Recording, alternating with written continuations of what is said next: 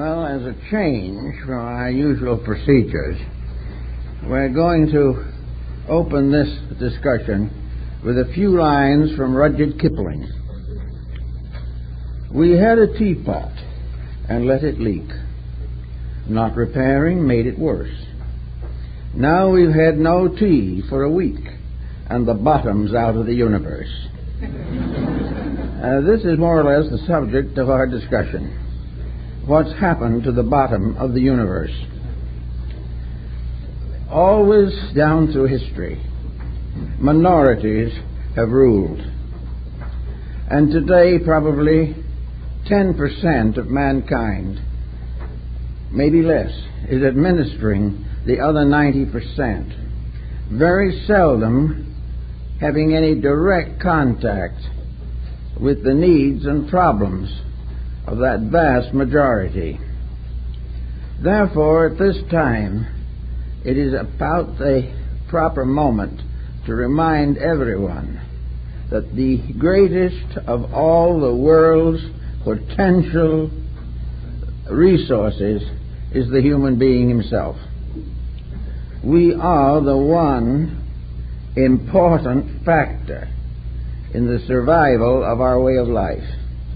We are also, to a large degree, important for the survival of anything else on the earth, and perhaps for the earth itself. And yet this tremendous common sense majority has little or nothing to say about the courses and procedures of our civilization. We are completely controlled by a small group of professionals. Now, these professionals are not necessarily evil. They are not necessarily foolish. But they are not in direct contact with the world they serve. They have gradually isolated themselves in ivory towers of intellectual superiority and gaze down rather benignly, if at all, upon the world which they are supposed to regulate. They are simply incapable of the job. In the last 50 years, we've had the greatest advancements in science and education the world has ever known, and we're in the worst condition it has ever been in. It is because our entire attitude toward survival has very little basic contact with the essential humanity which it is supposed to guide, direct, and advance.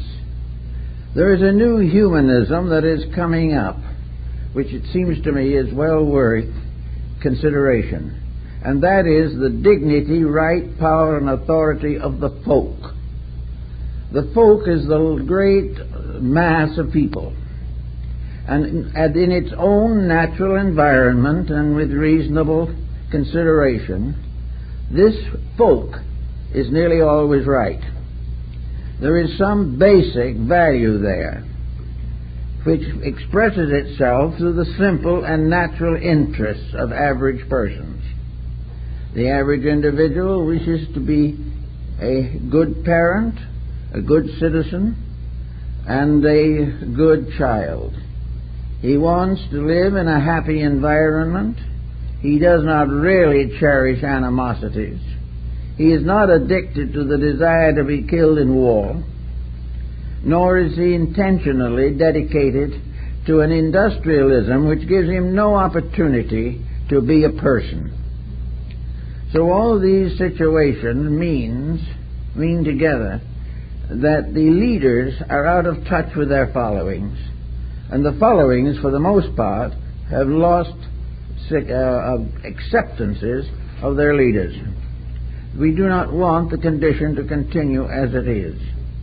And yet, to not allow it to go on, we must search for new resources of solution.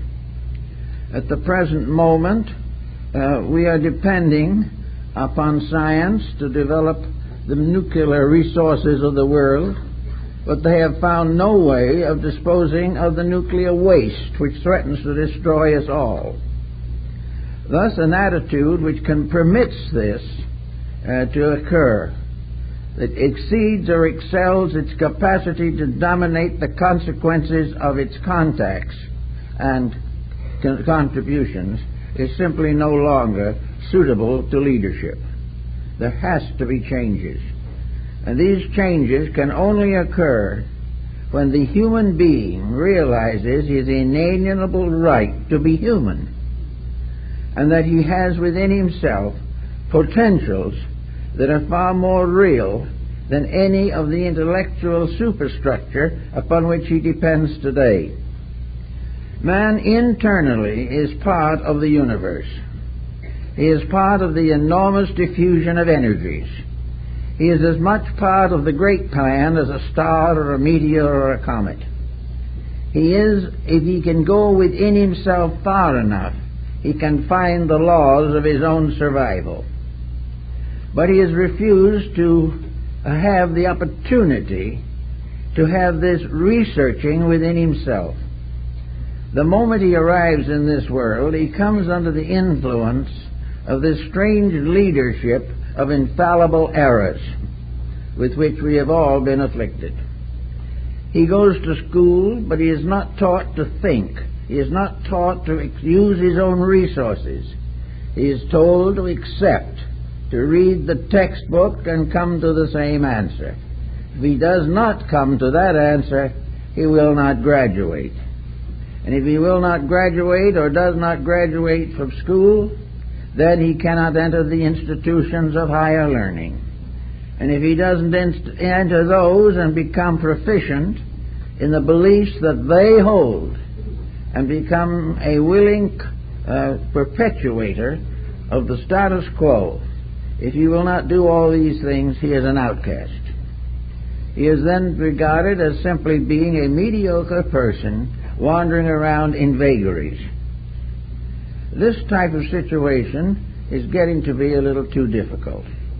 We are all sympathetic as we see these great monuments rise to human ingenuity. We realize how young people can become utterly fascinated with computers, how they can also become entranced with the possibility of making a trip someday to the moon. These things are tremendous inducements and are passed off constantly as indications of progress. But no one is paying any attention to the sewerage.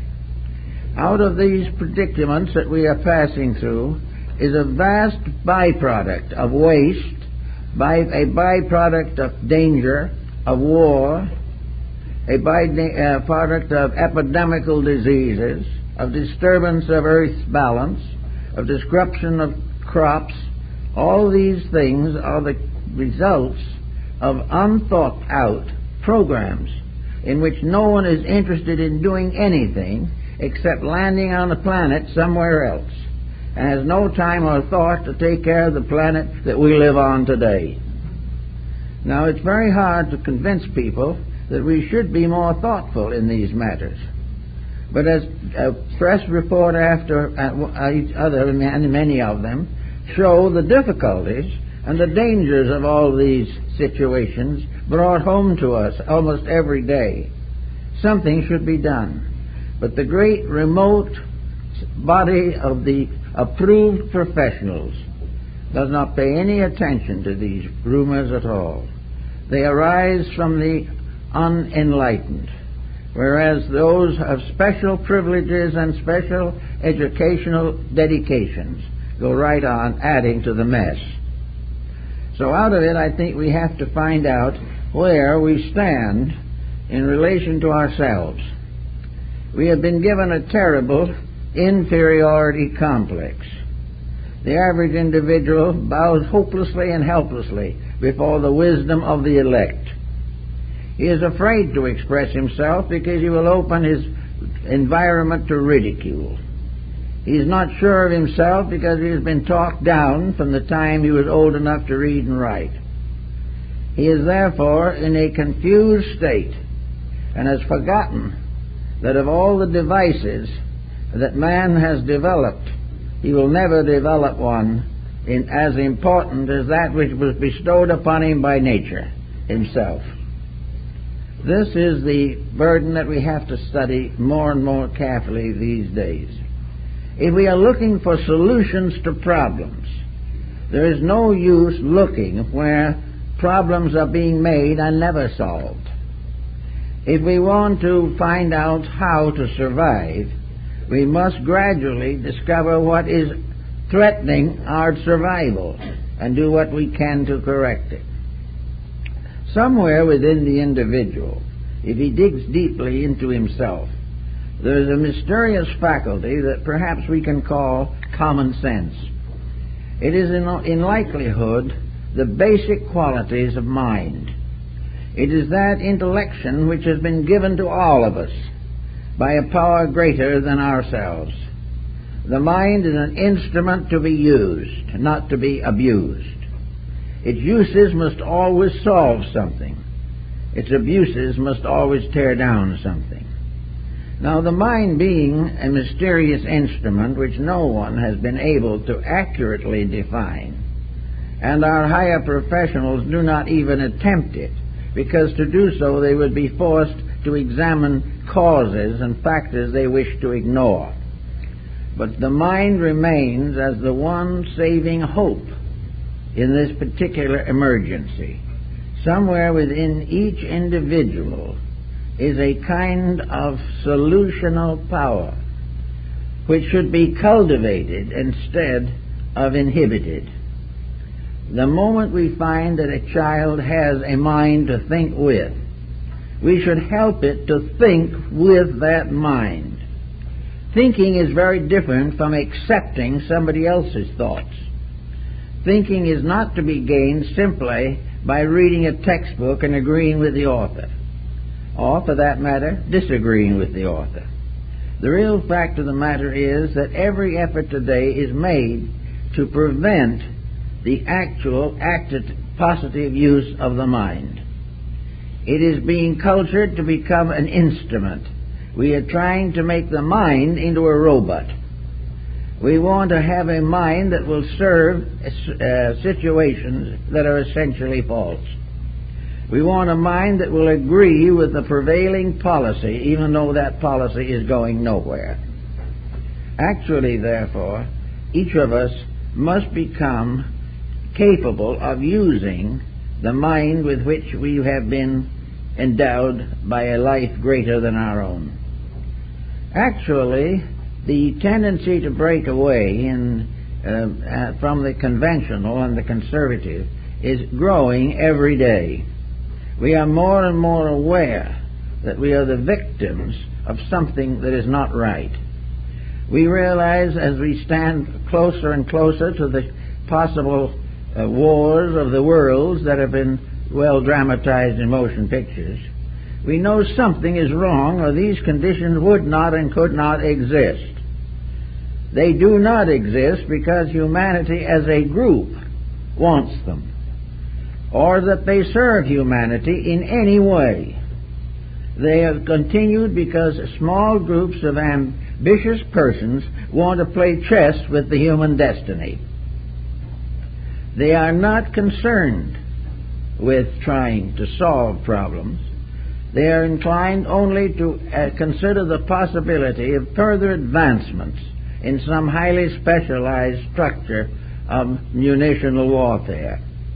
They are interested only in digging in and finding more abstract theories which they can turn to the advantage of limited groups.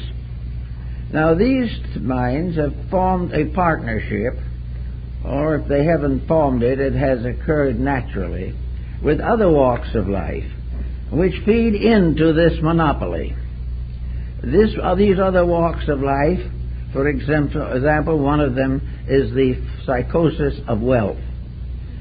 They have tried to make every human being subservient to a colossal ignorance simply by offering a reward. They have taken the attitude that if we will follow the leadership of the self-appointed leaders, they will help to make us rich, will help to make us famous, and will help us to become dyspeptics or in one way or another destroy the body in which we live. Actually, we are told that if we think for ourselves, we will be poor.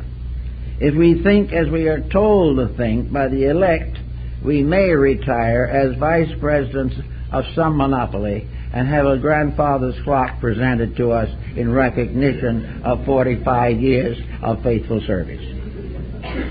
My uncle got one of those clocks. But these years of faithful service, what did it do to him? It destroyed in him the entire structure of individual creativeness.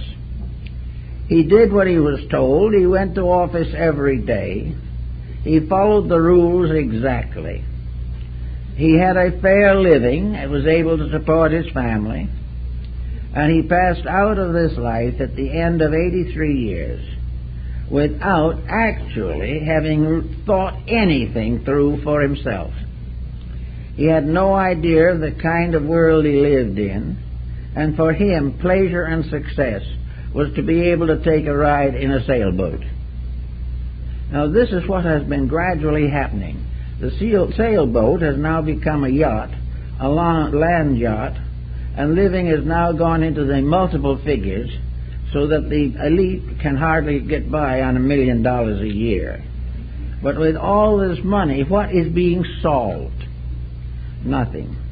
The individual in his wealth goes down to sickness and death, and the more money he has, the more extravagant his death will be. So we are in a bind. And those who are supposed to get us out of the bind are getting us further into it.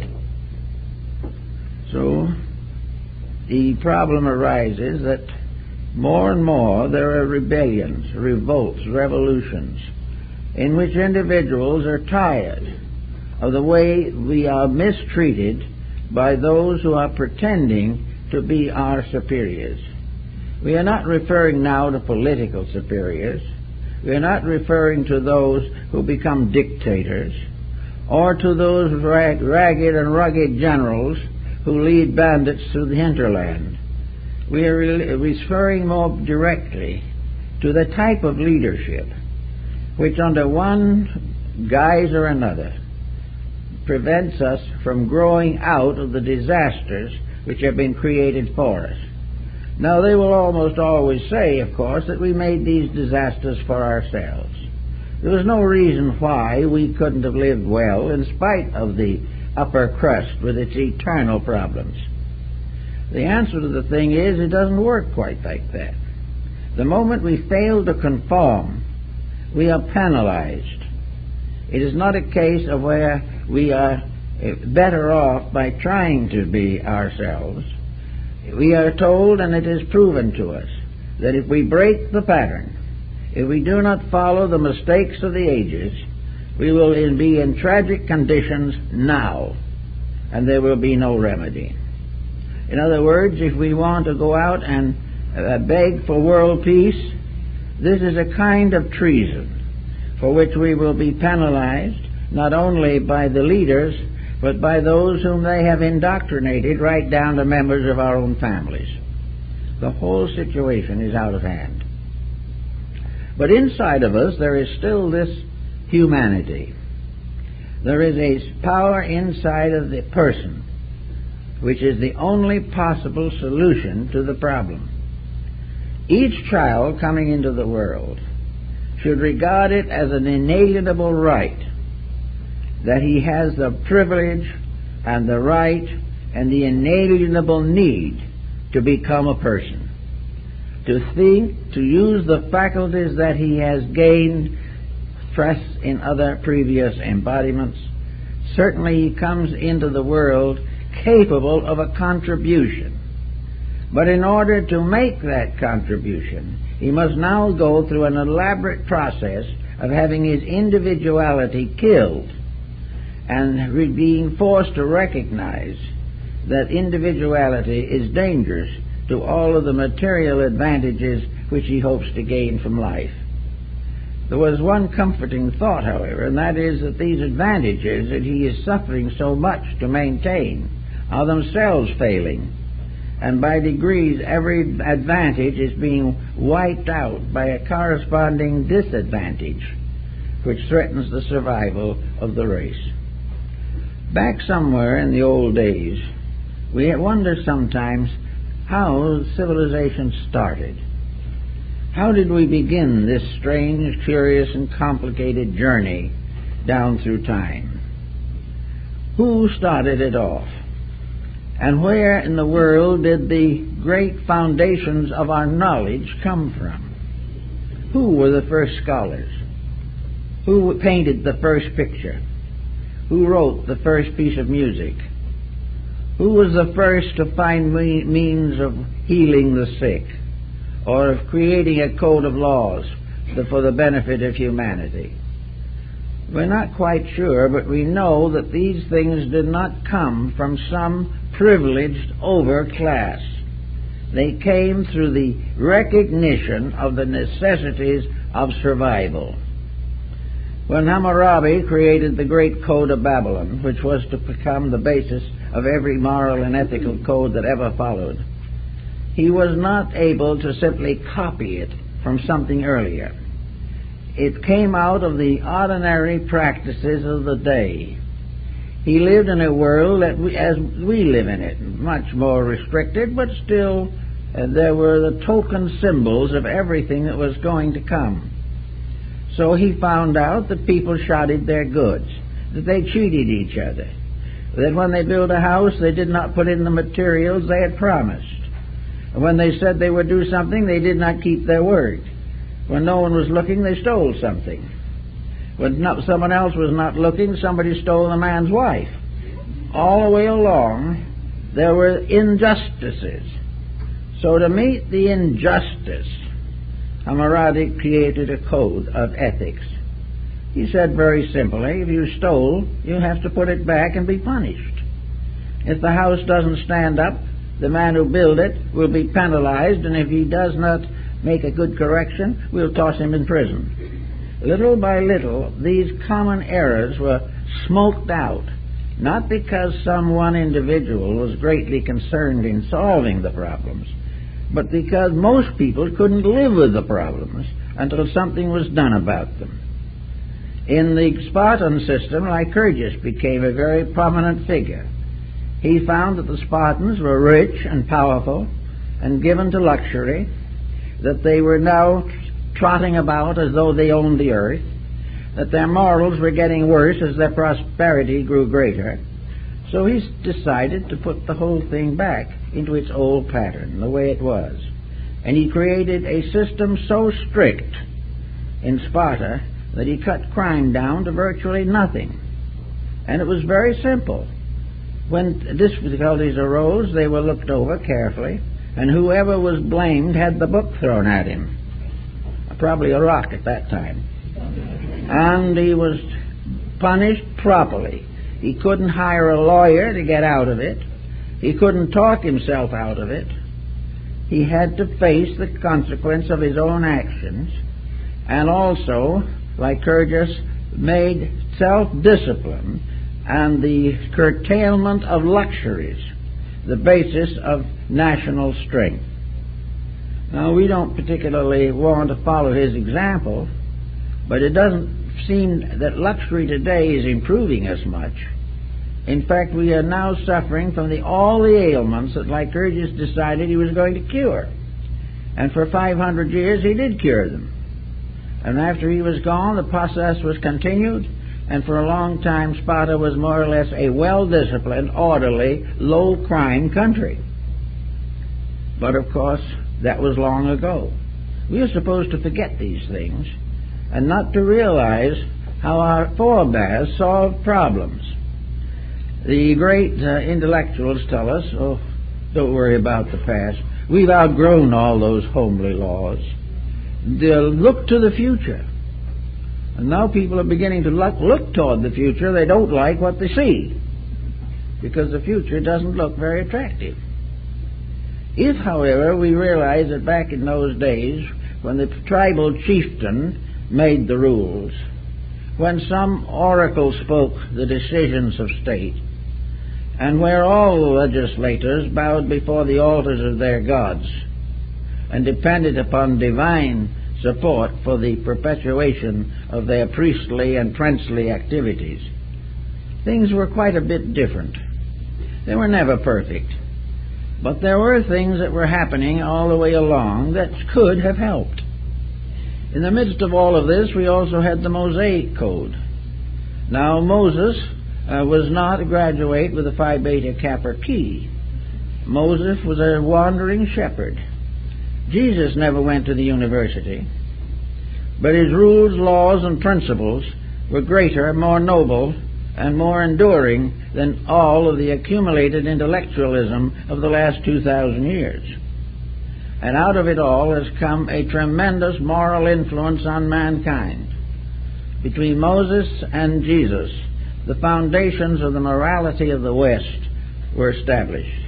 Both of these were simple persons, comparatively unknown in their own time, not leaders of any particular branch, but persons who had discovered the power of the individual to be right, and what that power could do in the long run of human destiny. So we have these codes, but as they interfere with our present programs of progress, we have a tendency to deny them. It is easy for the intellectual to refer to the mythologies of religion.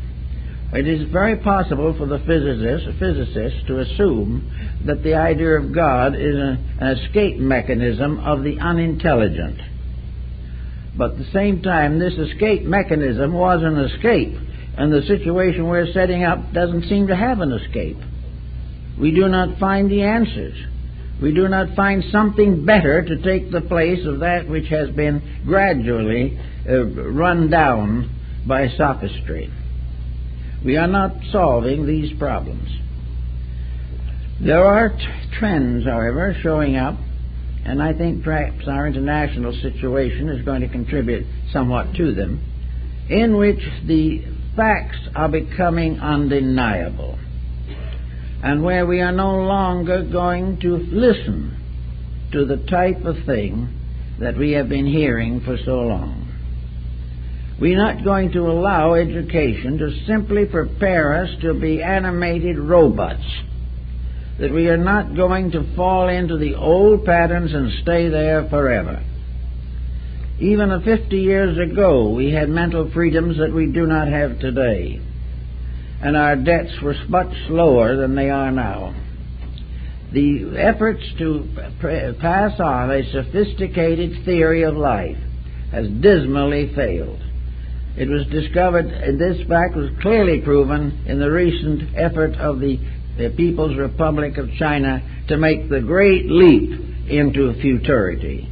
They made the leap and fell flat on their faces. It was a complete, dismal failure. They had decided to cut off forever all relations to the past. They were not going to listen to the sages of old anymore. They were going to become completely emancipated. They were going to live only for the future, under the dictate of a small group of politicians. The thing was so tragic that it will probably never be repeated again, because no one will have the nerve to go through it. And so, in the end of the great leap into future, Confucius returned and became one of the most powerful forces in the development of modern Chinese communist policy. The same happened in the Tibetan misery. The Chinese themselves are now apologizing for it. All of these great moves, these tremendous upsurges of power, this determination to conquer somebody or destroy them, this willingness to sacrifice men, women, and children for the advancement of some kind of political theory. This type of life is not productive of anything except distress.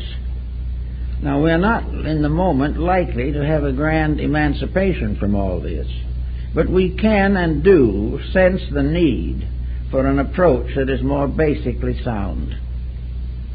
If, as individuals, enough of us can live this better approach, it will certainly affect the survival of the whole race.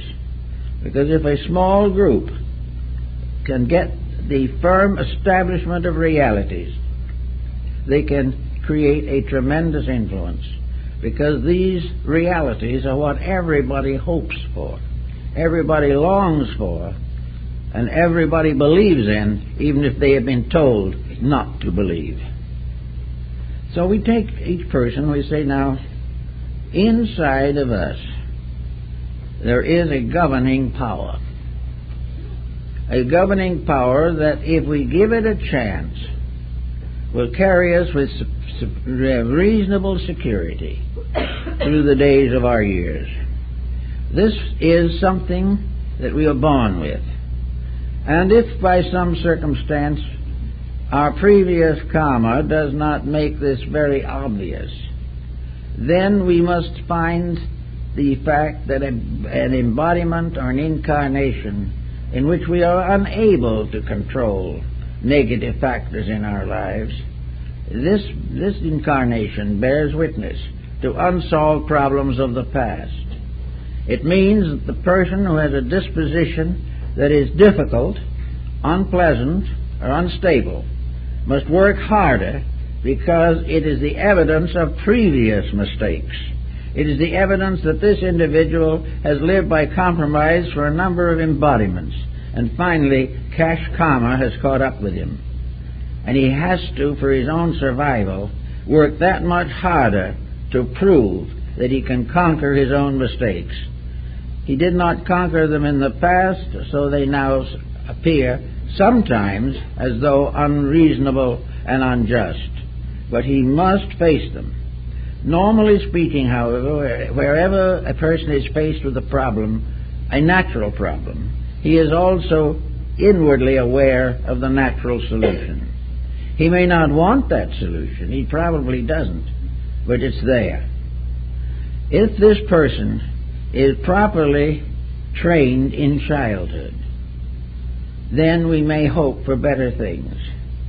But the new generation, if it is not to be created into a team of robots, will have to start early to become aware of its own self-individuation. So in childhood, in early childhood, the child must receive the inspiration of constructive thought. We must all learn, whether we want to or not, that the little despotisms on this planet have no permanent significance. The mistakes that we are making are just evidences of failure, and they will never win, and the wrong views will never succeed. That the actual problem will always be the same. Truth must survive and must finally conquer all forms of untruth, must ultimately become the basis of an enduring way of life. Nearly all nations were created by an effort to escape from the tyranny of some preceding power. After a while, the new nation becomes a tyrant in its own right, and so the miseries go on until we begin to search for the cause within people. Now, in the last 60-some-odd years, I've known a lot of people, and I've worked with a good many of them in one way or another to try to help them to straighten out the problems of internal living. Most of these persons are in a daze. They do not know why they are suffering. They do not know what they have done that was wrong, because all they have done is what everyone else is doing. And this in itself makes it right, although everyone is in the same trouble. People do not like to realize that when they live badly, simply because others do, they must sometime face the sorrows that those others must likewise face. The person has to gradually work for an individual integrity. Now, we may say that most people today are not strong enough or enlightened enough to work out an elaborate plan of personal salvation. This was known and has always been known, and it's because of this that the sages and prophets have come to mankind. The most important thing for the individual, whether he be an electronic physicist, whether he be an astronaut in space, or whether he be down on earth building a house or working in a store. Each individual must realize that regardless of anything, nature's rules will not be broken. And the most important of these rules that we can recognize today are the Ten Commandments. That there is no way of breaking them successfully. That no scientist has ever been able to create something to take their place. He can ignore them, he can deny them, he can write violently against them, and yet they operate and he fails. Therefore, we have these commandments, which have more or less come down to us as family truisms. They're available to everyone. And so are the teachings of Christ, the teachings of Buddha, the teachings of Pythagoras, of Plato, of Lao Tzu. All of these teachings are basic. There is not one of them that came from an academic source. They all came from a dedication of an individual internally enlightened to the service of his fellow men in trouble.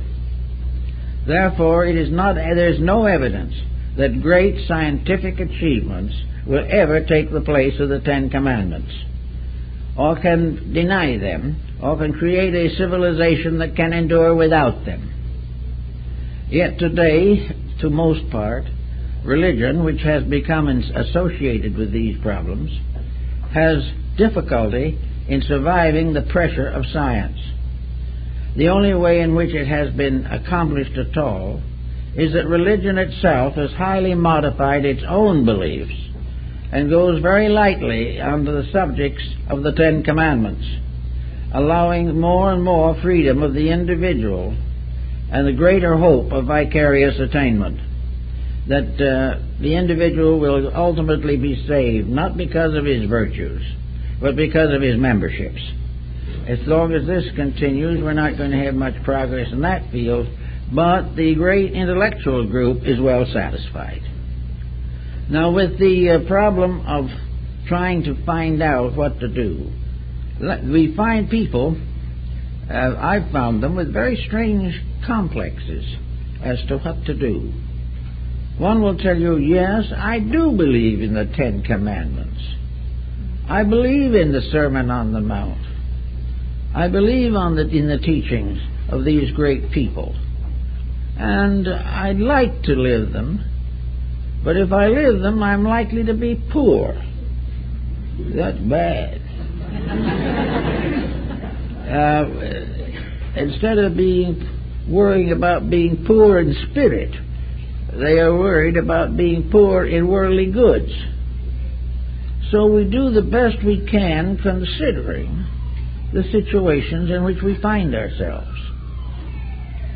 Now, there are problems that you have to face in these fields, and where life has become a series of accepted responsibilities, these cannot be ignored. But there can be a series of improvements over long periods of time that can not only influence the person, but his descendants and those in the community in which he lives.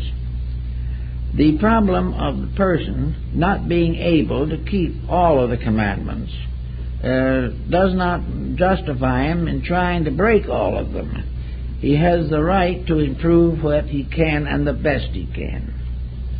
He can have the right to prove that he is conscious of the needs of the society to which he belongs. He can prove that he recognizes the importance of quiet living, that he does not consciously or intentionally break the rules simply to gain luxuries that he does not need and which in likelihood will turn against him.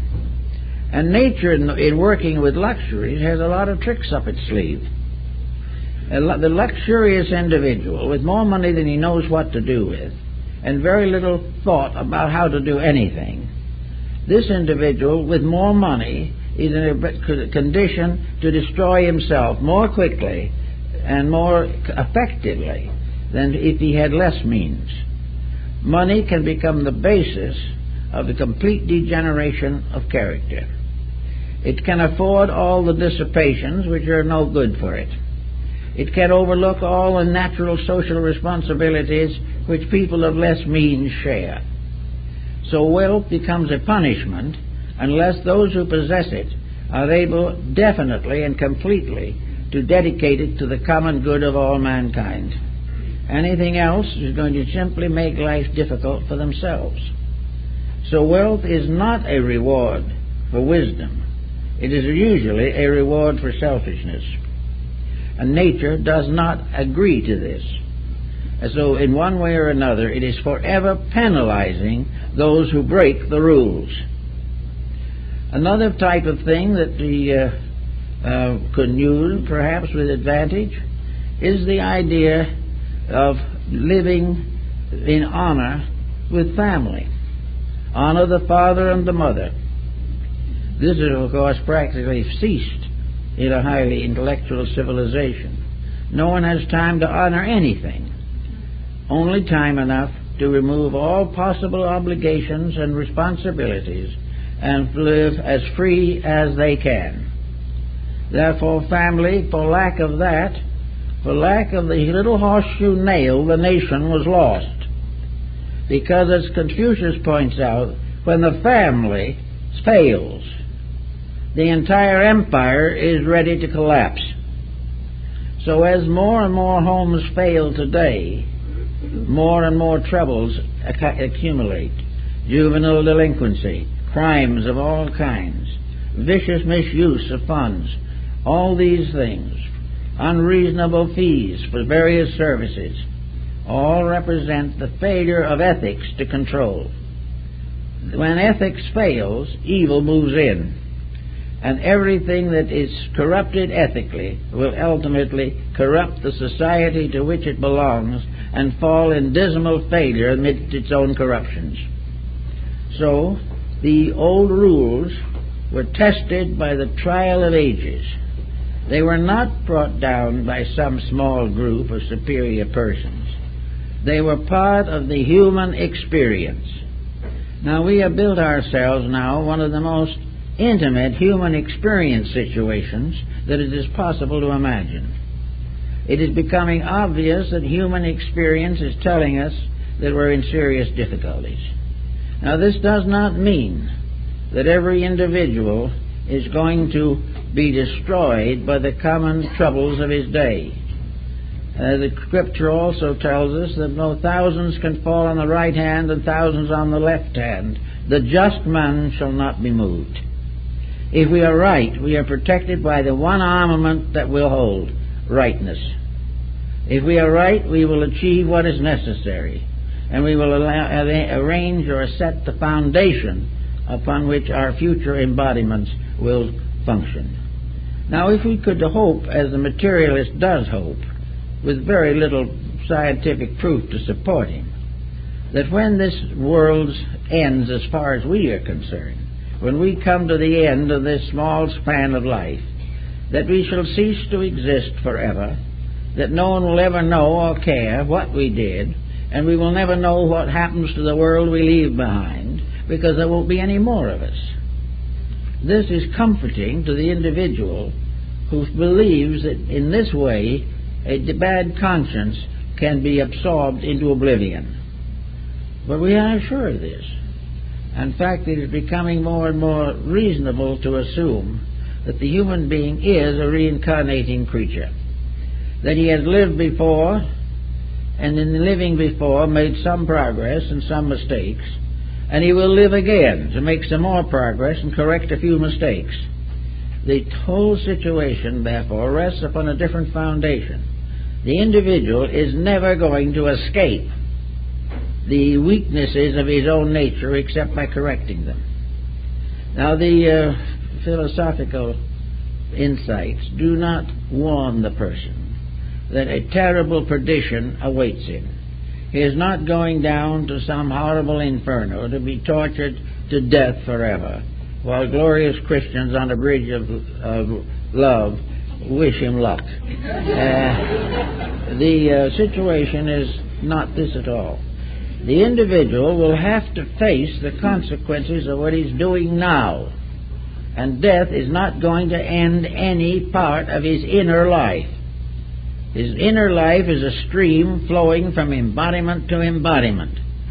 And to the degree he unfolds and strengthens it now, he will have a better time. And the improvement will begin now, but will not end now. And the achievements that we make in the terms of dedication and integrity will be with us forever, because we have lived better. And because we have lived better, and because we are better people, a better world will slowly emerge from this confusion. A world which depends for its survival not upon scientific juggling of natural laws, but upon the integrities of people coming into birth with a firm resolution to get along with each other. Every form of intemperance, of intolerance, must be corrected in the individual. Now, if we suppose that with some terrible catastrophe, a large part of humanity should be wiped out, well, the real answer to that is that nothing is wiped out. That the individuals who apparently leave here will be somewhere and will be back in due time. And they will live then according to what they did to cause the trouble or what they sacrificed in the hope of curing the trouble. The individual's integrity is his only security. It is the only thing that can surpass in strength and significance the small laws of security which we have in this world.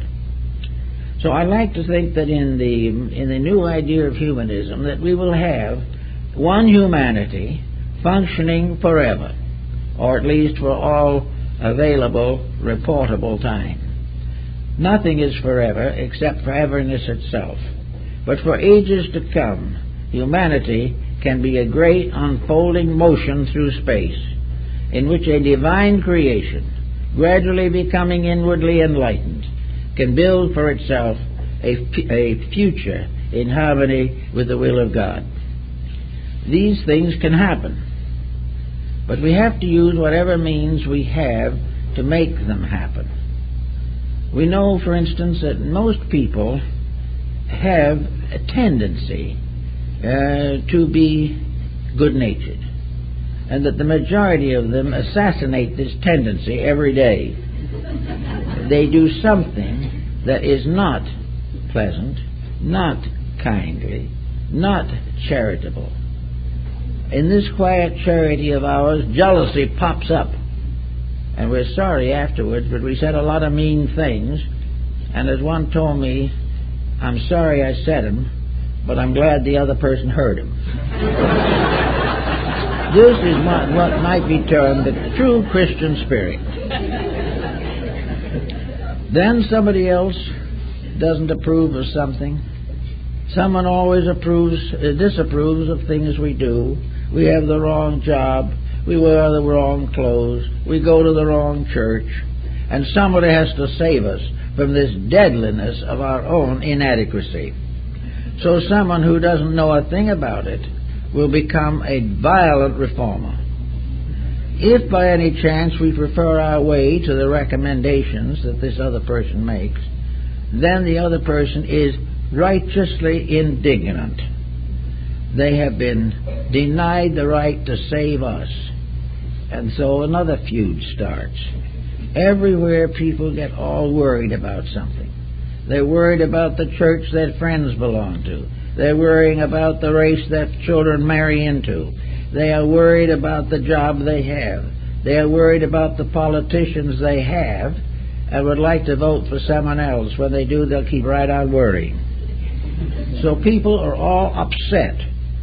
And the natural kindliness of the soul has no chance to express itself.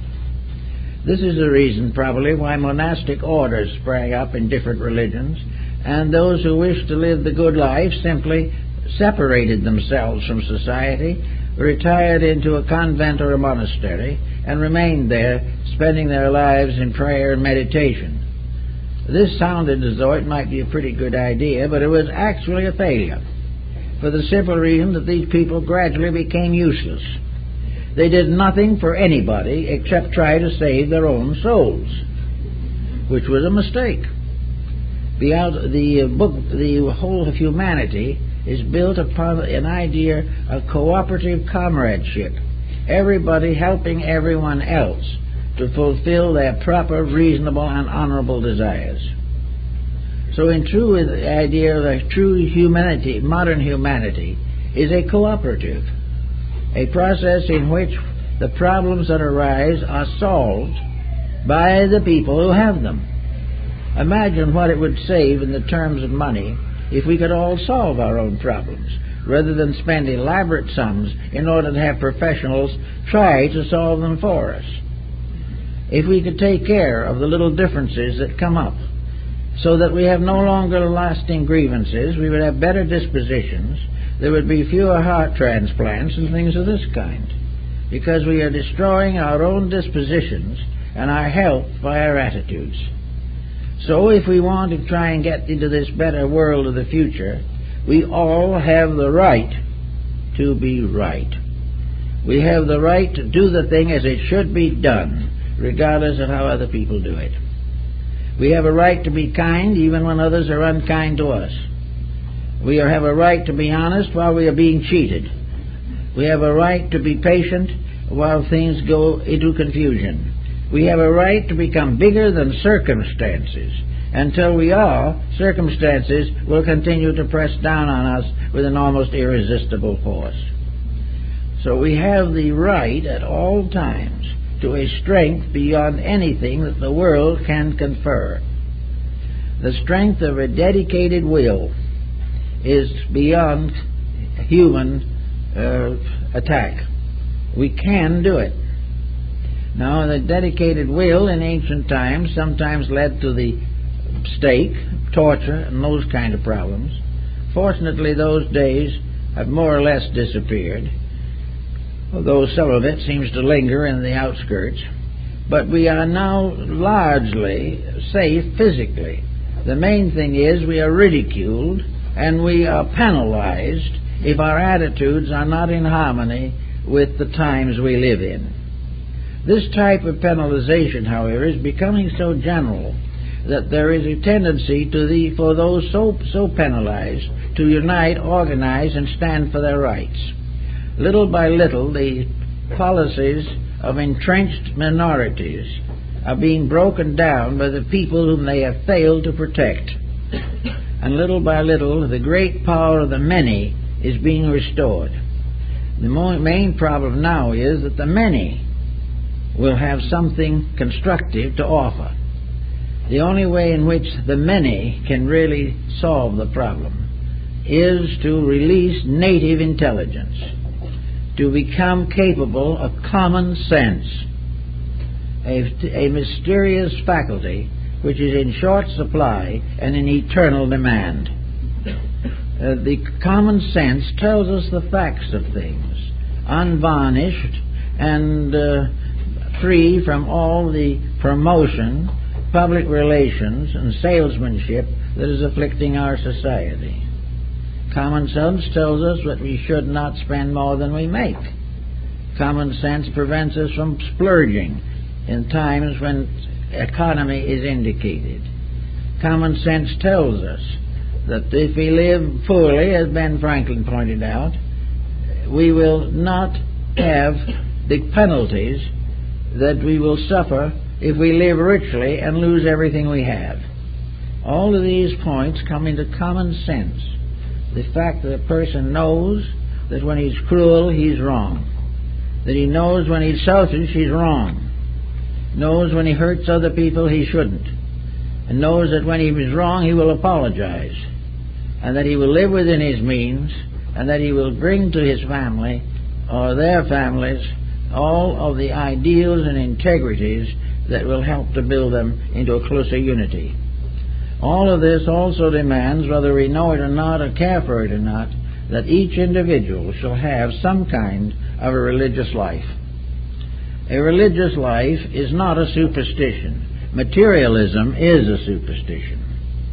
The individual who believes that those who have never done it are suddenly going to do it are superstitious. Actually, the great strength and security of humanity is in the inward realization that there is a power that man cannot pervert, and that this power has never been revengeful, that this power has never tried to hurt anybody. This power is a kind of a universal law, benevolent in every aspect, working constantly for the improvement and salvation of all that lives. But this law is real. Those who break it feel it in the form of punishment. They feel this law suddenly standing against them and injuring their private projects and their personal wishes. But if we have one great divine benevolent principle at the source of life, if we can realize this, and if we can survive the skepticism of persons who know nothing about it, we can have a great strength. In Japan, one of the Buddhist sects is given to making pilgrimages of various kinds.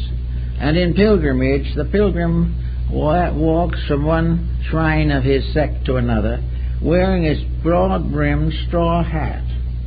And on the straw hat is a monogram, which says that he is never walking alone, that he is making this journey with another, and that other is Buddha.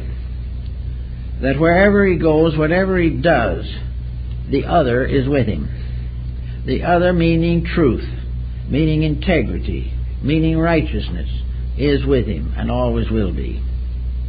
This lack of isolation seems to be very important in some religions and in many Christian sects. The idea that truth is not distant, that the love of God is not something saved there far off in space for the members of one denomination, but that always in everything we do, deity is present because it is the root of ourselves.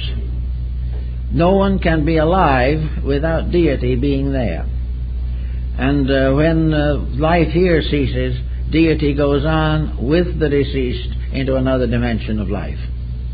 So always having with us the power of infinite good and the power of infinite love, we should be able to do a little better in meeting the daily problems which may cause irritation or dissension. All we have to do is keep the rules. We have to keep the ethics, keep the integrities. We have to be kind. We have to represent our understanding of compassion. We have to be slow to criticize the acts of others because of the mysterious limitations within ourselves. But little by little we can gradually get to a point where some of the common mistakes that are not only making us trouble but through us the whole world, we can escape from this net of our own compromises, that we do not have to compromise. We can do it right in the first place if we really want to. Now, people who do not understand these things do not really want to change. I know people whose great joy in life is nagging someone. Nothing else seems to really supply them. But if you took those persons and analyzed them, you would find there's something wrong inside. And here psychology comes into the situation, but mostly in a half-baked manner. The individual who doesn't like anyone goes to an analyst to find out why, and he gets a definition which is probably essentially true. That he is that way because of incidents in his own previous life, which he have been submerged, and which are now fighting their way to the surface at the expense of his present disposition. This is probably reasonably true, but what do we get as a real solution for this? How is this individual suddenly not going to do it? The idea is that if he finds out the cause, he will correct it himself. This is optimism. He generally doesn't do anything of the kind. He finally has an excuse for his present condition, and he works it for all it's worth. This I've seen happen many, many times. But theoretically, a person with problems has to face problems. Sometimes he discovers his memory is a very useful thing. One of the things we are warned about by materialists is that we shouldn't trust memory unless it has been schooled at Harvard. But at the same time, if we don't trust memory, we're going to miss a number of things. We can remember back to the situations of early life that could very well have caused the difficulties that we have. And these difficulties will keep right on bothering us. And we will say, it's not my fault at all. It was my uncle who was to blame. He's the one who caused it all. Or it was my family breakup that set me onto the wrong path. But realizing this, the individual can stop and begin to use an alchemistical transmutation of his own remembrances. And if he can clean the mysterious stables of his own memories, he can do a great deal to improve his present disposition. No matter what happened to him anywhere along the line, he can get over it if he really wants to. So he can say to himself, yes, this was my cause of trouble. Now, what is it that happened at that time that in the divine plan of things had to happen to me? Why did I have to go through that? Why does the neighbor have children that are happy and are living together in comparative tranquility, and my family went on the rocks?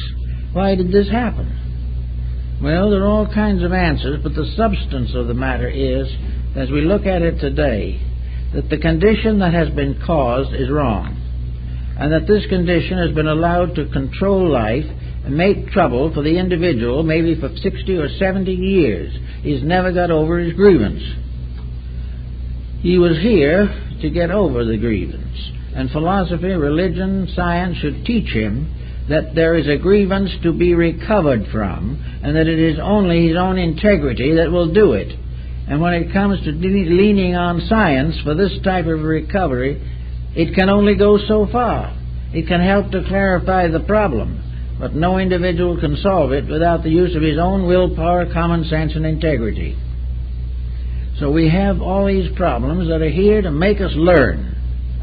We are here to realize that this schooling we're going through is an educational process. Life in this world is not a vacation. It is a period of schooling. It is something in which we have lots of opportunities to be happy. We can occasionally take a nice ripe apple to the teacher if we want to. We can have good friends in school. We can have interesting lessons to learn. But we are here to learn. And by learning, to accomplish the one thing that learning can do, and that is help us to correct our own mistakes. We are going to have to be individuals. We're going to have to be elements in a new type of humanistic society, one in which each individual assumes a responsibility for his own conduct, and will keep on assuming that responsibility until his life is devoid of any of the intemperances that cause him to be in trouble. The alcoholic, the drug addict, all of these types of people have simply flunked an examination. They have had an opportunity to do something with their life, and some disappointment, some disillusionment destroyed it. I know one case in which a family was ruined for an entire generation because one of their children didn't do what the parents wanted. Well, what the child wanted to do was not essentially wrong. He simply wished to have an opportunity to think for himself, and the family decided that if he did not think their way, he was a heretic. So they consequently took him, threw him out of the house, and that man did not see his parents for 30 years, simply because he did not want to think their way. And what he wanted to think was not in any way wrong. It was simply the right to live his own life as constructively as possible, whereas the parental viewpoint was that he could never live a constructive life without complete obedience to the instruction of his ancestors. All of these problems come back time and time again. And as they all go along, one way or another, they cause a certain obscuration that is rather important. At a time when the whole world is in trouble, where no one seems to be quite certain what should happen next, why is it not possible for the private citizen to at least gain certain securities from world conditions. If we really understand life, we can learn from this situation. We can gain new strength for proper integrities. If we have been a little intolerant in our religion, we can look around and see today what happens with intolerance in religion, what it is doing to millions of people who are murdering each other in the name of divine love. If we want to know what's wrong with our economic system, we can find out. We can see how a complete addiction to the profit concept with no consideration for values or for moralities or ethics, that money being the only suitable reward for anything, we are all moving inevitably towards bankruptcy. This we can see, and we take what little funds we have and use them wisely, kindly and graciously, and not in the desperate effort to make more from them than they are worth. And the same is true of health. Our health problems are largely controlled from within ourselves. Most ailments begin through a corruption of natural law. Something goes amiss, we do nothing about it. We keep on breaking the rules until finally the body gives up in despair. A good disposition is invaluable to the health of the body. The nagger, the critic, the individual constantly on the ragged edge of unhappiness or antagonism, was bound to suffer physically as a result. In many cases, the mental breakdowns of advancing years are simply due to the fact that the individual never used his mind properly when he had it in full supply. Everything has to work out. We have to get the things that are needed, and we have to do them. So our courts of law are buried in cases, most of which are in one way or another a monument to ulterior motives. Our hospitals are bulging with patients who are paying exorbitant fees for failure to have used common sense in the first place. All our industries are in trouble. Competition is destroying one corporation after another, and the great struggle to control goes on, and the great leaders of our lives, the great educators, do nothing about this. They keep right on in the laboratory trying to decide what is smaller than a gnat on a gnat's back. We are told that if we can merely get into communication with the Milky Way, it's going to be pretty big stuff. But actually, in the meantime, the Earth is neglected. We are gradually failing in most scientific projects to recognize the importance of sewerage. We have to have some way to get rid of what we don't want. Now, when it's mental and emotional sewerage, we have trouble with it in ourselves.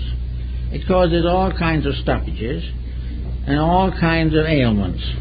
And the individual's digestion, ruined by his disposition, continues to damage his health. While we're building the great skyscrapers and we're building the great neutron machineries, we are forgetting what to do with the nuclear waste. No one is even thinking of stopping doing it. We're polluting everything in sight. We don't know where to go next. We're liable to fill the ocean up one of these days. Then we put it in tin cans and put it in the bottom of the ocean, knowing that in a certain number of years the tin cans will disintegrate and they'll all come out. And we call the people who think these things this way pretty big people, really great minds. And we honor them and build statues for them on the campuses. These people just do not function right. And we've got to overcome this before we can really function correctly. Now, we're going to leave the world, not in the not too distant future, most of us, and it's not going to be all just up to us to live in the new world that's to come. We may come back to it. But the main problem is to try to make a reasonable improvement of ourselves, so that we will not waste the 80 years, or whatever it is, that have been allotted to us in this world. The only successful solution is that we will leave this world a little wiser and a little better than when we came in. If this achievement is not there, then the real purpose of embodiment has not been achieved. We've got to try constantly to leave this world better ourselves and leave behind us a better world than the one we came into. Now, this is against political ambitions. It is against all this great power play that we are living with. And we look around us. How about the simple process of taking some of this vast amount of money that we are spending in all kinds of weird projects and seeing if we can't, instead of putting a man on Mars, make life safe for a man on Earth? Why can't we begin to use our research facilities to clean up our own dirt? Why should we spend all our time wandering about in space where we're having nothing but trouble here? This is something we all have to work on, but it calls for common sense. And it has always been the same. After a certain period of the misapplication of authority, the people rise to solve their own problem. And today there are more and more who are concerned with these problems and who are determined to do something about them. The whole purpose, apparently, of human existence is to make this world safe for humanity. The great science of humanism is the science of how it's done. How can we make sure that poverty, crime, unemployment, and corruption of basic elements and materials, the exploitations of natural resources, how can we be sure that these mistakes are corrected? What kind of a level of intelligence do we have to establish to make sure that life here is saved from the corruptions of selfishness, superstition, and fear? If we do not accomplish this, science has not done too much for us. But if science can now turn and devote itself to the explanation of the reason for humanity, the aims for which we were intended, the plan to which we belong, and will give us a working schedule of self-improvement and cooperation and integrity, and gradually weed out dishonesty, we will all have a much better chance to live. And this is the problem. There is a lot of potential genius in the human being. Most of this is now killed out. The individual is not permitted to become the great scholar, the great philosopher, or the really great scientist, as was the case in ancient times. He is not permitted to be a great artist. He can only think now of painting something that someone will buy. And because of the low level of the customers, his art is becoming more and more deteriorated, and so is his music. All of these things show the decline of values. And at the seat of it all is a great educational institution, with the primary purpose of which should be to perpetuate values, to make them real, to give the individual a trestle board of achievements and plans and programs and projects by means of which each individual in his own way will have the opportunity to live his life constructively and in conformity with natural law. Until these things are achieved, until this is accomplished, we're just going to have trouble. But this new system is arising. Everywhere on earth, people are becoming more and more conscious that the first problem that must be solved is humanity. And that when that is solved and we are all safe and sound, then we can speculate. But until that has been achieved, the attention being directed to other things almost exclusively is dangerous. We have to solve the human problem first. And the only way we can do it is to bring it into harmony with natural law. For nature knows how we should solve it and always has. When we departed from natural law, we got into trouble. When we can go back again and find out where the mistakes were and get the ship of state back on the proper course of life, we will find that things will work out reasonably well. Well, that's it.